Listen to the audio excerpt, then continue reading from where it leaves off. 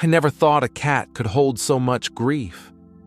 But there she was, every single night, sitting silently by the empty crib, like she was waiting for someone who'd never come back.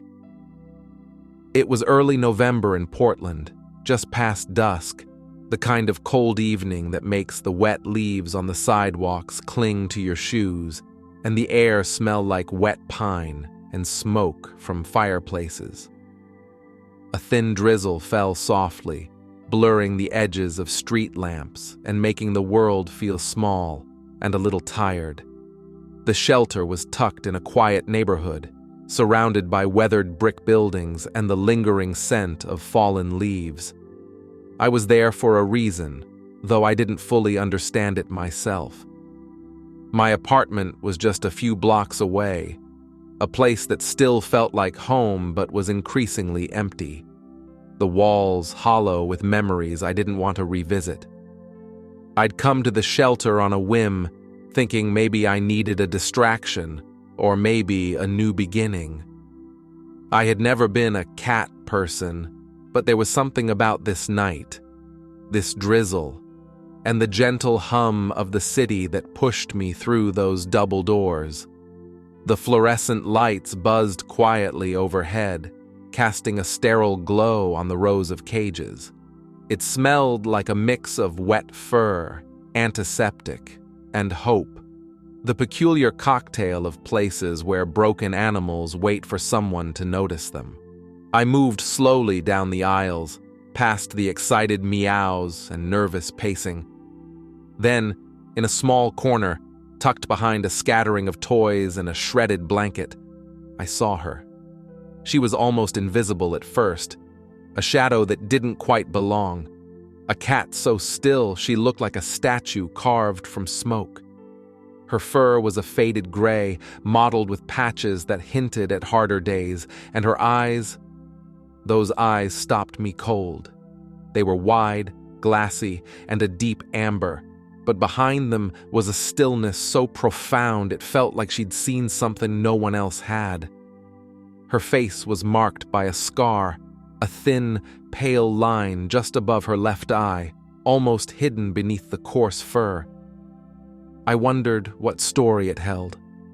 The shelter workers said she was named Luna, but there was nothing moonlit or playful about her. She was silent, watching the world with a kind of careful vigilance, and she didn't move when I crouched nearby. For a moment, it was just me and her in that small corner, separated by bars and years of loneliness. I reached out my hand through the cage, and she didn't flinch, didn't move away. Instead, she blinked slowly, like a whispered promise that she was here, and maybe she wanted to be found. I didn't know why I felt drawn to her. Maybe it was the way she looked like she was holding back 1,000 unspoken sorrows. Or maybe it was just that quiet companionship she seemed to offer without words. That night, as I left the shelter with a folder of adoption papers, I had no idea that Luna was about to become the center of a story I wasn't ready to tell. A story that would unravel in the quiet corners of my life, in the space left by absence, and in the silent vigils kept by a grieving cat. The apartment was small, a one-bedroom on the 3rd floor of an aging brick building on Division Street. It was filled with the soft hum of city life, distant sirens, muffled conversations, and the occasional bark of a dog down the block. But inside, the air felt heavy with absence. The crib was still there in the corner of the room, white paint chipped in places, a faded mobile hanging limp above it. It was the nursery where my daughter would have slept. But she wasn't here. She had been born early, just a few months before, and then gone. The doctors called it a complication. I called it a silence that swallowed everything. I hadn't been inside the room since the hospital. That night, Luna slipped through the door quietly, as if she had known all along where she was meant to be. She padded over to the crib and settled on the floor beside it, curling up in the pale light that spilled from the window. She didn't make a sound. She just sat there, watching the empty space like a guardian. I watched her from the doorway, unsure what to feel. She wasn't just a cat. She was something else, something patient and solemn and broken in a way I understood. That was the moment I realized this was no ordinary adoption. Luna wasn't here just to be a pet. She was here to keep a promise, to hold a vigil, to wait for a light that had gone out. And maybe, just maybe, she was here to teach me how to keep going when the silence felt too loud. The nights that followed were quiet, almost sacred. Luna never left the side of the crib. She would sit for hours, her eyes fixed on the empty mattress, her body still and alert. Sometimes I caught her gently tapping her paw on the wooden frame, a soft thud in the stillness of the room. I started to talk to her then. At first, just awkward words into the night air, stories about my daughter I hadn't dared say aloud before. And she listened, always with those amber eyes watching, as if she carried some of my grief in her own steady gaze. Outside, November deepened, the rain turning into frost, the city's lights casting long reflections on wet streets. Inside, the apartment held a fragile peace, a space where loss and hope tangled together in the shape of a quiet cat guarding an empty crib. Something had begun that night, a story neither of us could have predicted, stitched from silence, patience, and the unexpected company of a cat who never gave up waiting. The first few days after bringing Luna home were something like a fragile truce. She moved quietly through the apartment with a careful deliberation, never quite settling except beside the crib. I was a nervous tenant in my own home, feeling the weight of every empty corner and the echo of a life that had ended before it began. Luna's presence was a kind of steady rhythm I didn't realize I needed. When I woke in the night, my mind tangled in grief and memories. She was always there. Her eyes, those deep amber pools, would catch the moonlight through the window, fixed on the empty crib, unblinking and patient. I began to notice the small things, the way her paws made almost no sound on the hardwood floor, the soft tap-tap of her claws as she stretched or padded from room to room. The subtle scent she carried, a faint mixture of earth and something slightly musky, like the smell of old books left in sunlight. Feeding her was its own ritual. The smell of the cat food, a faint tang of chicken and grains, would fill the kitchen as I poured it into her bowl. She would approach slowly at first, nose twitching, before dipping her head and eating with quiet concentration. There was no desperation in her eating, no frantic hunger, just a deliberate nourishment, like she was sustaining something inside herself that wasn't just physical. I talked to her often. At first, my voice was shaky and unsure, but gradually it found a softer, steadier tone. I told her about my daughter, about the soft kicks I felt in my belly months ago, about the names we picked out, about the tiny clothes folded carefully in drawers that would never be worn. She never responded, of course. But sometimes, when I glanced at her, I caught a flicker in her gaze, a momentary softening like she was listening. It was the kind of silence that holds more meaning than words. One afternoon, I found Luna perched on the windowsill, the light filtering through the glass and casting a halo around her. She was watching the world outside, the people on the street, the scattered leaves swirling in the wind, a dog chasing a ball in the park.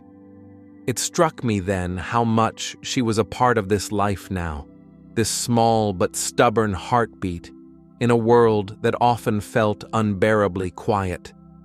There was a night, about a week in, that surprised me, when the grief and the companionship collided in an unexpected way. I had been sitting on the floor beside the crib, tracing the faded patterns on the blanket we had bought for our daughter when Luna climbed up and settled onto my lap. She curled into a tight ball, her fur warm and soft against my skin. I felt an ache rise in my chest, and tears began to spill down my face. But Luna didn't move. She stayed there, her body steady and calm, her head resting lightly against my hand. In that moment, I understood something deeply human and entirely true. Healing isn't about forgetting. It's about finding someone or something to carry the weight with you. The days grew shorter, and the city outside grew colder. The first snow came softly in early December, dusting the streets and rooftops with quiet white. Luna and I fell into a rhythm, waking, eating, sitting together in the dim light, the world shrinking down to the small space we shared. She began to show more of herself in those days. I saw how she loved the warmth of a sunbeam through the window, stretching luxuriously to soak it in. She chased the small feather toys I'd bought her, pouncing with surprising agility and a brief spark of playfulness that made me smile. At night, she would sometimes knead the blankets beside me, the soft, steady pressing of her paws a quiet reassurance. She was not just guarding the crib, she was grounding me. One evening, as I sat reading on the couch, I heard a soft scratching sound. I looked over and saw Luna perched on the back of the chair, staring intently at the floor beneath it. Curious, I crouched down to see what had caught her attention. There, hiding behind the leg of the chair, was a tiny, scruffy mouse, one of those city survivors who'd snuck in through a crack somewhere. Luna's tail flicked with interest, but instead of attacking, she simply watched, her body tense but careful. It struck me how much she chose her battles, how she was cautious but not cruel. In her restraint, I saw a reflection of my own tentative steps toward trust and healing.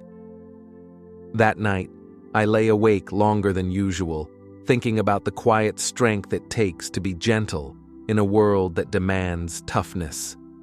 Luna was teaching me, without words, what it meant to be patient with pain and to hold space for sorrow without losing yourself. I began leaving the door to the nursery open during the day so Luna could move freely in and out. She took to sleeping on the floor near the crib, sometimes rolling onto her side and stretching out fully, showing a trust I hadn't expected to earn so quickly. Her scarred face, once a mark of mystery, became a badge of survival. I imagined the battles she had faced before she found me, the unknown traumas that made her wary but not broken. In the quiet mornings, I would find her sitting by the window, her eyes half closed in contentment, and I realized how much I had come to rely on her steady presence. She was no longer just a cat in my apartment. She was a companion, a witness to my grief and my small steps toward peace. One particularly cold morning, I caught her pawing at the curtains, trying to catch a stray sunbeam that had slipped past the frost-covered glass. The sight made me laugh softly, a sound I hadn't heard from myself in weeks. "Luna," I whispered, "you're a strange one." She looked up at me, eyes gleaming with a spark of mischief, and I felt something inside me shift, a glimmer of hope maybe, or the first sign of joy. But even as the bond between us deepened, there were moments when Luna's vigilance reminded me of the pain we both carried. Sometimes she would freeze in place, ears twitching, as if hearing something beyond my perception. Other times, she'd stare long and hard at the empty crib, her body tense and alert. It was as if she was waiting for something lost, something that could never return. And I was waiting too. As the weeks passed, I found myself telling Luna stories I'd never shared with anyone else. I spoke of the plans we'd made, the nursery themes, the lullabies I'd hum softly in the dark. I told her about the hospital stay, the last moments I held my daughter, and the overwhelming silence that followed. She never interrupted. She just listened, her presence a balm for the parts of me that words couldn't reach. One night, I woke to find her sitting beside the crib, her eyes wide and unblinking.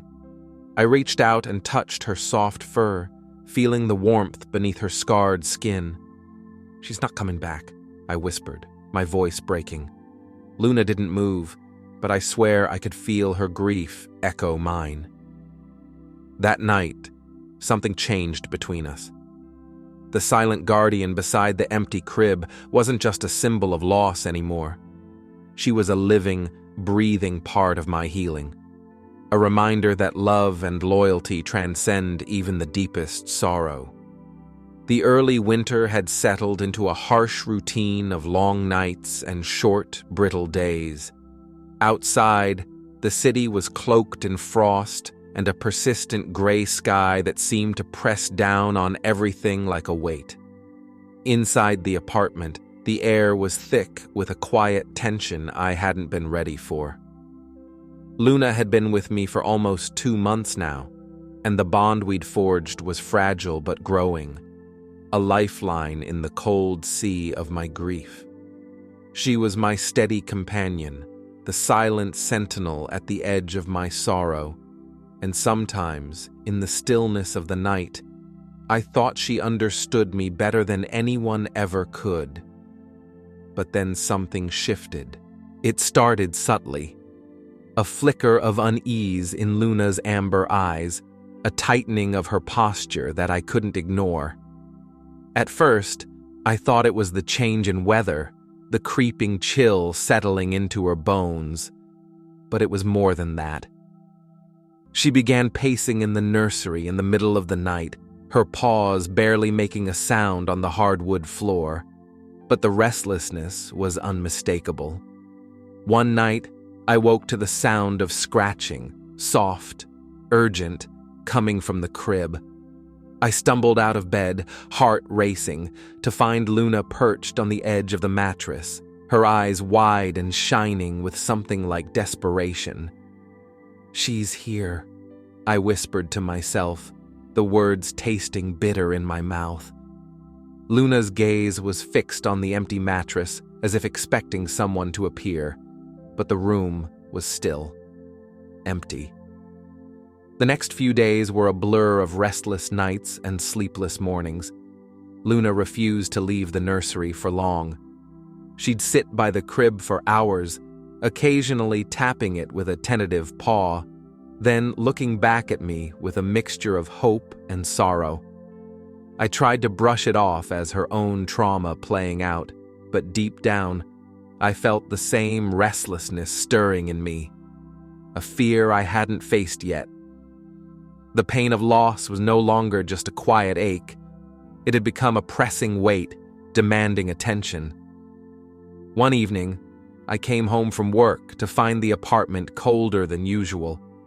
Luna was nowhere in sight. I called her name softly, heart tightening, and then I heard it. A faint meow coming from the hallway closet. I opened the door to find her crouched in the dark, eyes wide, her body trembling. "What is it, Luna?" I asked gently, kneeling beside her. She didn't move at first, then suddenly bolted from the closet and dashed into the living room, knocking over a lamp in her haste. She stopped at the edge of the room, ears flattened, eyes darting nervously toward the front door. It was an odd behavior, completely unlike her usual calm. She seemed afraid. The days that followed were marked by strange episodes. Luna would suddenly bolt for no apparent reason, hide under furniture for hours, or freeze in place as if listening to something I couldn't hear. Her vigilance at the crib deepened. She'd growl softly if I tried to move her, a low, protective sound that filled the quiet apartment. It was like she was guarding more than just the empty crib. She was guarding a memory, a presence I couldn't see. One night, the tension snapped. I was sitting on the couch, wrapped in a blanket, trying to read but mostly lost in my thoughts. Luna was at her usual post beside the crib, when suddenly she stood up, fur bristling, and emitted a low, urgent growl. I followed her gaze and saw it, a shadow flickering near the window. I blinked, unsure if it was just a trick of the light, but Luna's body was rigid, eyes fixed on the dark corner. I stood up and moved closer, heart pounding.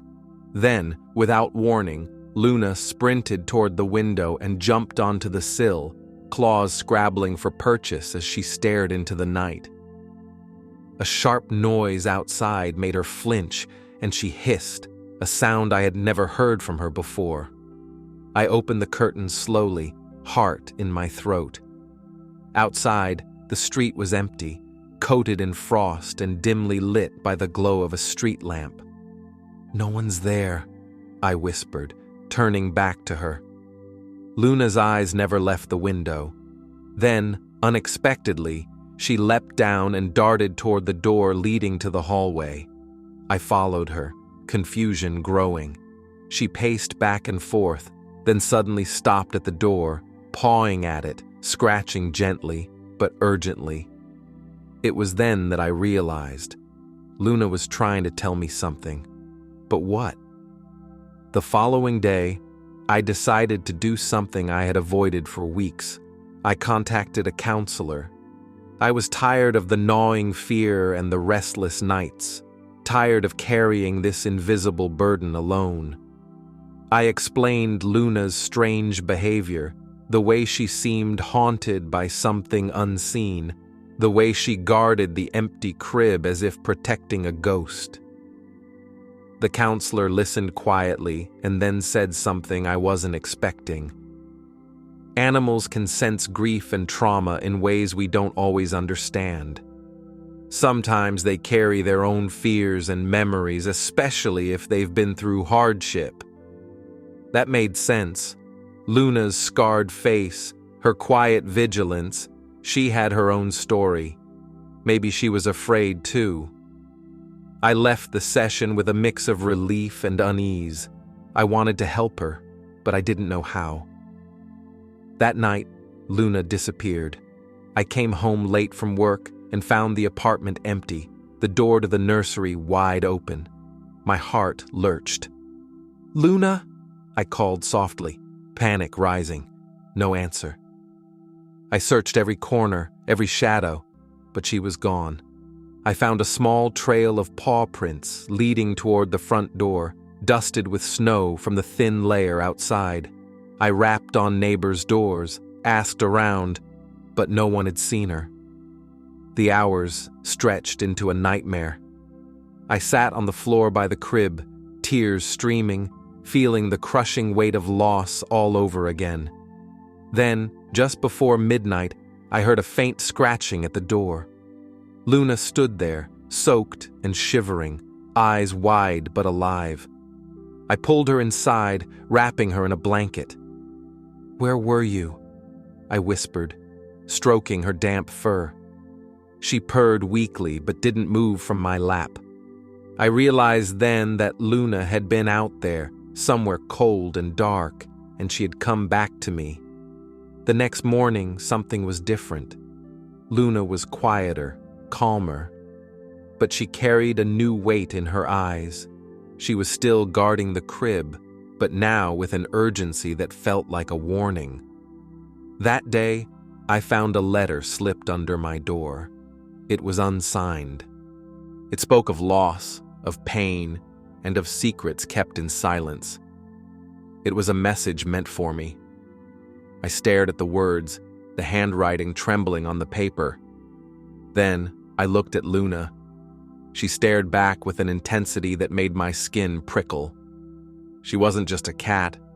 She was a keeper of stories, a bearer of secrets, and whatever she had been guarding wasn't just an empty crib. It was a truth I wasn't ready to face. The morning light crept through the thin curtains, casting long, soft shadows across the apartment. I lay awake in bed, staring at the ceiling, feeling the weight of the letter pressed against my palm. The words haunted me still, a whispered echo of pain I wasn't sure I was ready to confront. Luna was curled at the foot of the bed, the faint rise and fall of her breathing a small comfort. Her amber eyes flickered open, catching the light, and for a moment I saw something deeper in them, a silent plea, a fragile hope. I reached out and gently stroked her fur, feeling the rough edges of her scar against my fingers. It was as if the story she carried, the secret she guarded, was etched into every fiber of her being. The letter had been a shock.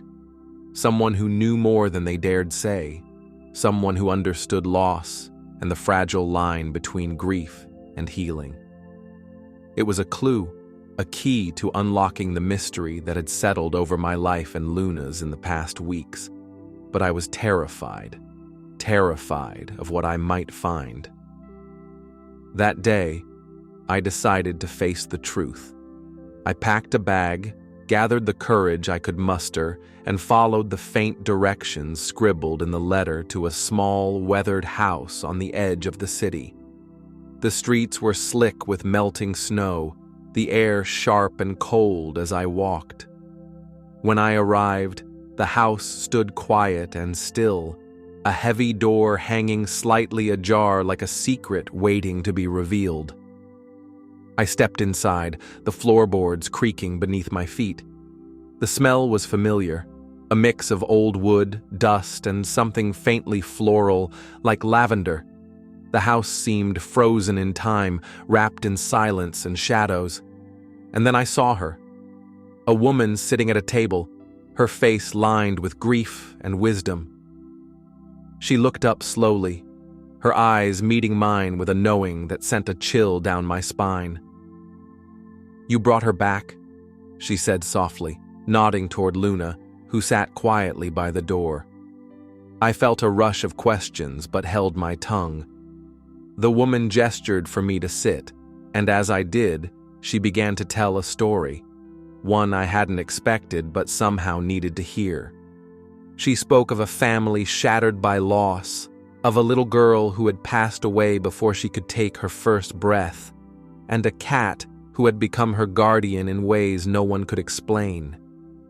She described how the cat would sit by the crib every night, as if keeping watch over the empty space where the child should have been. Tears welled in my eyes as the pieces fell into place.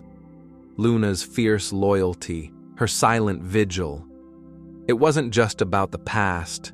It was about love that refuses to die, about the invisible bonds that connect us across pain and time. The woman handed me an old photo, yellowed and fragile. It was of a small girl, smiling softly, her tiny hand resting on a cat's fur, a scarred face looking back at the camera with fierce tenderness. Her name was Emma, the woman said, and that cat was Luna. I blinked, stunned. The realization crashed over me like a wave. Luna wasn't just any cat. She was Emma's guardian, her protector, her link to a family that had once been whole. The letter, the fear, the restlessness, it all made sense now. Luna had been carrying this story long before I found her, and in some way, she had chosen me to carry it forward. I felt the room tilt as tears spilled down my cheeks. Grief and gratitude tangled inside me, fierce and raw. Back in the apartment, everything felt different. Luna and I moved through the space with new understanding. The crib, once a symbol of loss, became a shrine of remembrance. I placed Emma's photo there, next to the blanket we had bought. At night, Luna still sat by the crib, but now her presence was calm, filled with quiet peace. One evening, as I sat beside her, she reached out a paw and rested it gently on my hand. No words were needed. That single gesture said everything: trust, love, healing. The days that followed were a dance between sorrow and hope. I began to write Emma's story, sharing it with those who understood the delicate threads that bind us to loss and love. Luna became a quiet symbol of resilience, a cat who had endured hardship, carried memories, and found a way to heal. We were no longer just two lost souls navigating grief. We were a family. There were moments of stillness when I'd catch Luna staring at the empty crib with that same unblinking gaze. But now, instead of fear or despair, there was acceptance. She had kept her vigil, and now I was ready to live again. One chilly morning, as sunlight poured through the window, I found Luna asleep on Emma's blanket, curled into a perfect circle. I sat beside her, feeling the steady rhythm of her breathing. I thought about the journey, the fear, the loss, the unexpected gifts of love. And I realized something simple, yet profound. Love doesn't end with loss. It transforms. It carries us through the darkest nights, and sometimes it comes on silent paws, guarding us in ways we never expect. The apartment felt different now, lighter, though still tinged with the gentle melancholy of remembrance. The sunlight spilled warmly across the wooden floors, dust motes dancing like tiny spirits in the air. I sat in the same spot where I had first found Luna, that scarred cat with wary eyes and a story stitched into her fur. Only now, she wasn't just a cat lost in the shadows of her past. She was my companion, my guardian, and a living thread tying me back to hope. It had been months since that night when Luna vanished, leaving me fractured and raw on the cold floor beside the empty crib.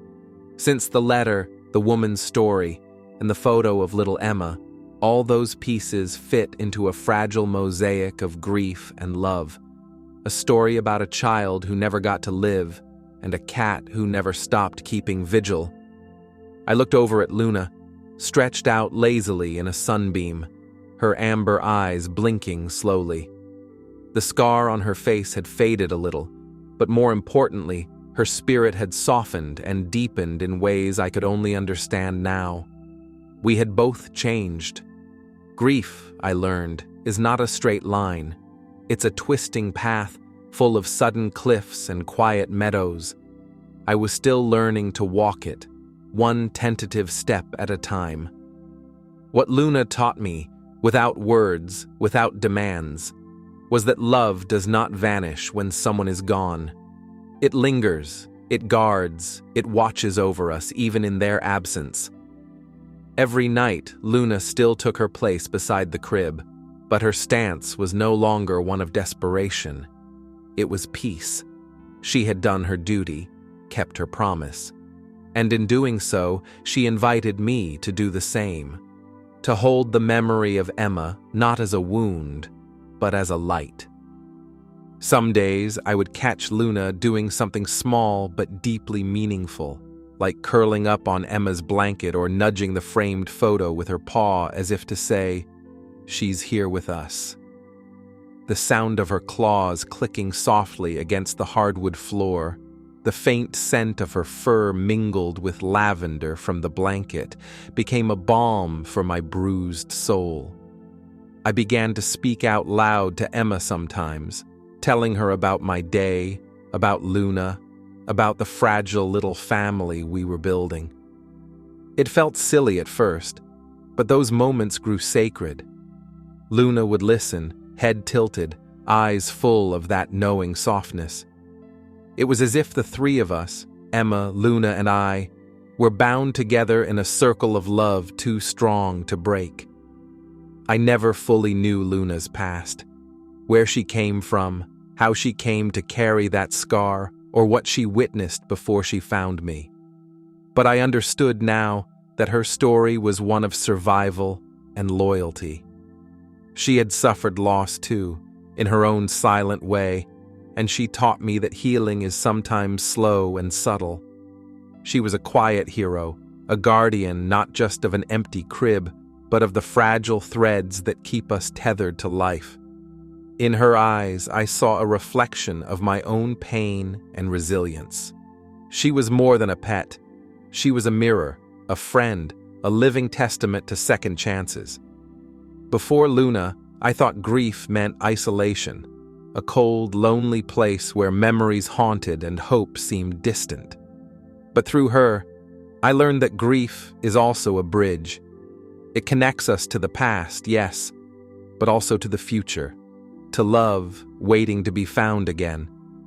I had come to the shelter broken, searching for a way forward.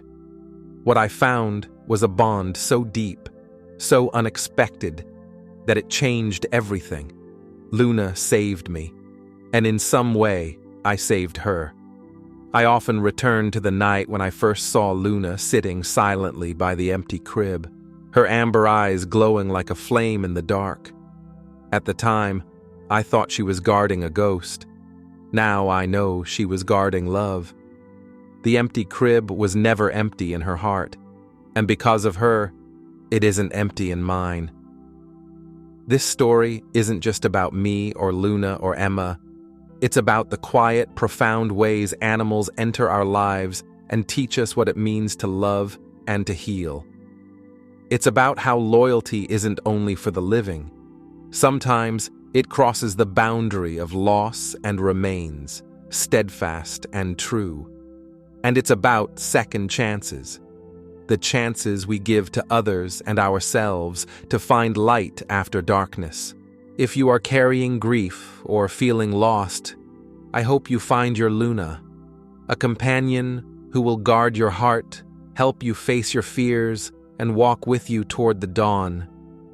Luna taught me to see with new eyes, to find hope in the silent moments, to listen to the stories that aren't spoken aloud, and to believe in love that never truly leaves us.